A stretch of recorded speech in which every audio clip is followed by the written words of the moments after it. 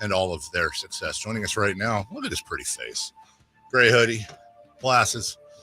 Doesn't even need him. It's just to show he's smart. From The Athletic, the one, the only Sam Amick. Good morning, Sam. I do need them, sadly. Good morning, gentlemen. Morning. The AirPods are not coming through. Is this audio? Yeah, you sound great to us.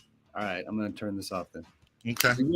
We good. What's up, boys? So before we get into the meat and potatoes, you've seen the Goonies, right? Of course. Yep. Indiana Jones and the Temple of Doom?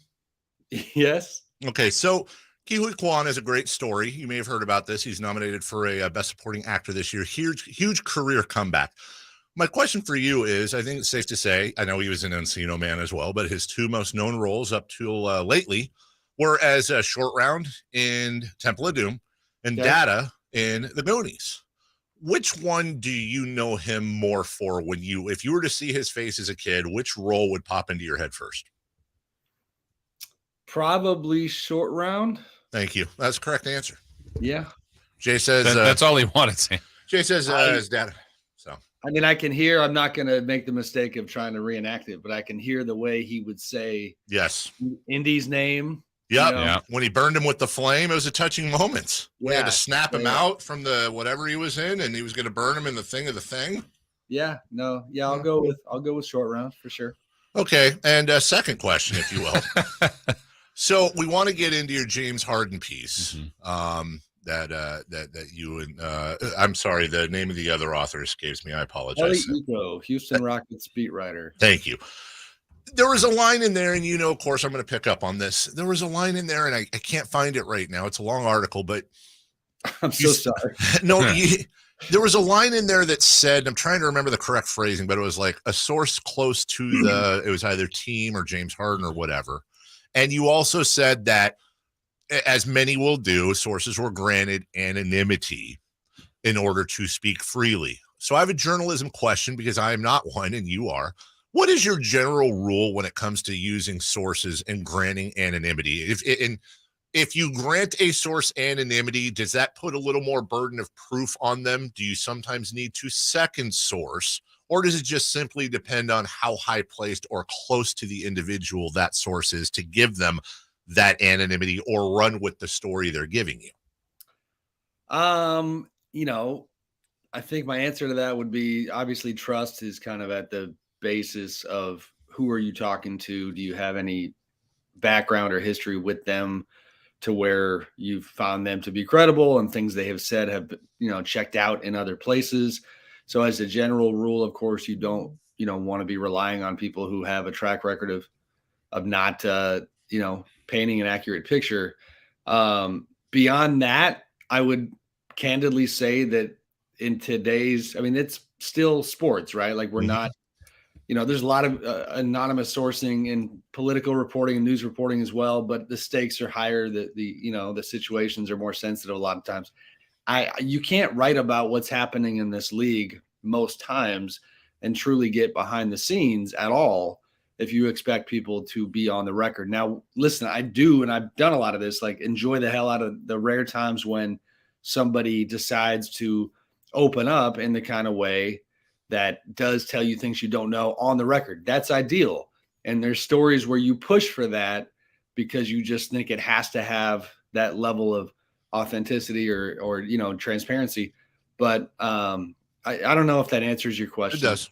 No, Trust is the biggest one. And I don't mind sharing too. It's, we've had a little bit of a policy tweak in how we explain the sourcing decisions to our readers. And I would be lying if I didn't admit there are times when I think the way we write it now, which is kind of uniform, is a little clunky for the reader. But I do see the value in letting people know, why you're using that tool. One more thing on the Harden article, and I'll get out of the way, because I really did find this fascinating when you go through what happened in Brooklyn, when you go through the relationship with Sam Morey. You highlighted, I thought, very well. You just did a hybrid of Sam Hinkie. You did. What'd I say? Sam Morey. Sam Morey. It's late. The combo. Monty Wilcox. Daryl Morey. And you, I thought, highlighted very well his relationship with Tillman Fertitta and his son, the restaurant he owns, et cetera, et cetera. Simply put, Is your best bet that it's a leverage play, which I don't think needs, or there's actually a legit chance that he could leave Daryl Morey at the altar and go back to Houston, the worst team in basketball? I don't think it's just a leverage play. And truthfully, that was a major part of the process for me, is figuring out, like, you guys know me well enough. I have zero interest in just kind of carrying somebody's water in a story for the purposes of their own contract negotiations. That's not why I do this. You're a major NBA journalist. That's weird. That's right. Sorry, go ahead. I'm gonna let that marinate for a minute. Yeah, I said it.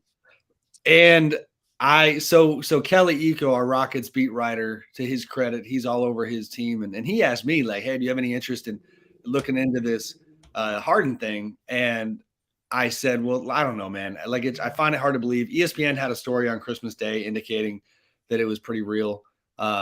Kelly's opinion at that time was that it was pretty real. But the short version is that I said, I got a bunch of people I got to talk to find out what people are saying. And it took a while, to be honest. Like, we originally planned on writing this story when the Rockets played the Sixers a couple weeks ago, which some of the Sixers people, I don't blame them. They were not thrilled with the timing of this piece because they didn't understand it. Like, why right now? Sorry, hopefully you can't hear that. My dog is growling at me. Oh, we can, and we love it. Nice. She's looking out the window and something. Tell your dog we're doing a radio show, Sam. I'll throw something at her. This is what you get. You want video, you get everything. The Sixers are ticked. It's here or whatever. Ticked at the timing. But the point is, it took a while to talk to all the right people. Yeah. And people well beyond James's camp. You know what I mean? If it was only his camp, then you would say, oh, they're planting this stuff. And that's not the genesis of the origin of the story, nor is it a driving force. It was the fact that a bunch of regular Joes who I've come across over the years around James Harden said, no, man, this dude loves the market, loves the fans, loves the franchise, even though things went south. The Rockets, in turn, they have not made any promises to him either, but they are going to look at it seriously. And I did think, I know it's a little bit of a stretch, but the parallel that I made on the story to LeBron going back to Cleveland was a somewhat fitting one. They had won 33 games. The Cavs had the year before. They had 21-year-old Kyrie Irving. It was surprising. And that's, I think, the type of thing he's considering. Interesting. Sam, I don't know how much of the details you know, but what are we to make of this puzzling and disturbing Ja Morant story? I mean, we had obviously reported initially on the situation after the game with the Pacers in Memphis a couple months ago, where Ja's friends and associates got into it with Pacers players and employees post-game, and the league did an investigation, and there were accusations about a red laser pointed at people. So scary, uncomfortable stuff. The stuff that came out in the Washington Post, I was, some of the stuff about the civil suit about the 17-year-old who was, for lack of a better way of putting it, beat up by Ja and a couple other people at Ja's house. That civil suit's been known for a couple months. It's been out there. I think at minimum, I would just say, and then you have the incident at the mall with the security guard getting shoved by one of Ja's people. There's a lot. I mean, I don't know. I'm not that close to the Grizzlies organization. They were incredibly defensive when it came to this piece. I didn't sense even an ounce of like, hey, we're trying to manage a tough situation here. It was us against the world. The big bad media is making too big a deal out of everything, push back. So I don't sense any look in the mirror moments happening. At least for me, that's how I see it. And I think there probably should be. So, I think it is worth monitoring. Sam Amick with us. I'm just looking at, Ja's still signed for 4 more years, so it ain't that. As a matter of fact, he kicks up to 33 next year.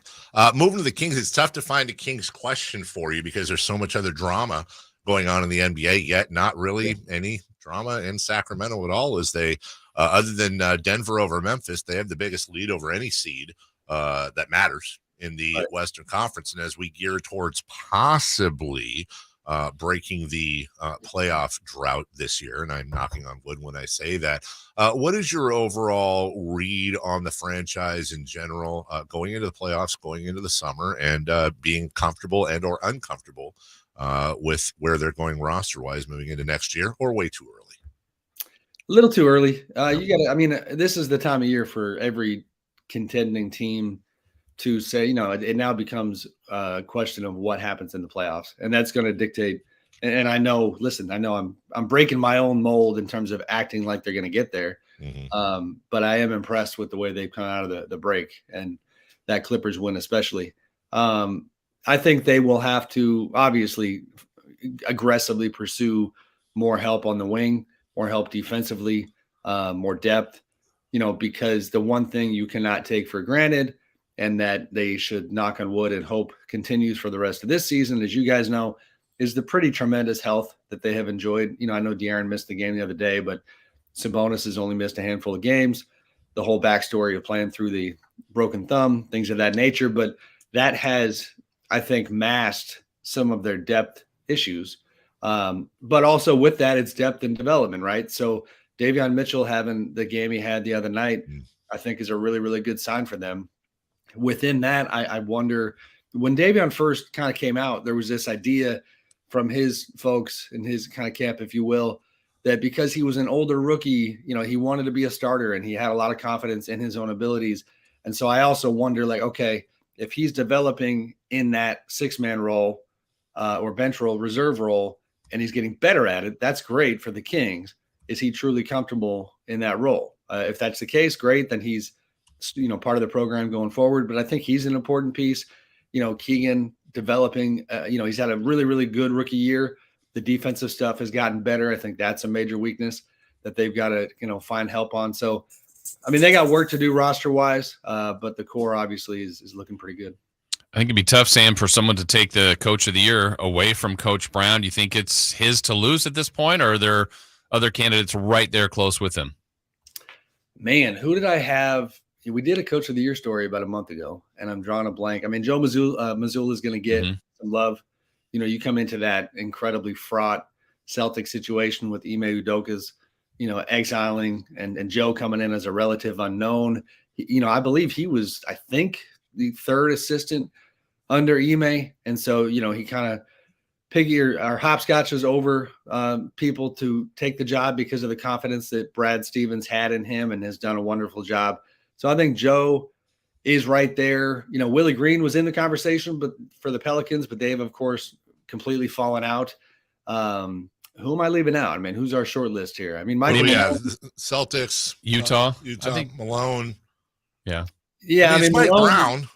Yeah, that's fair. I mean, especially at this third seed. If they get the third seed in the West and they actually hold on to that, I think it is Mike Brown 100%.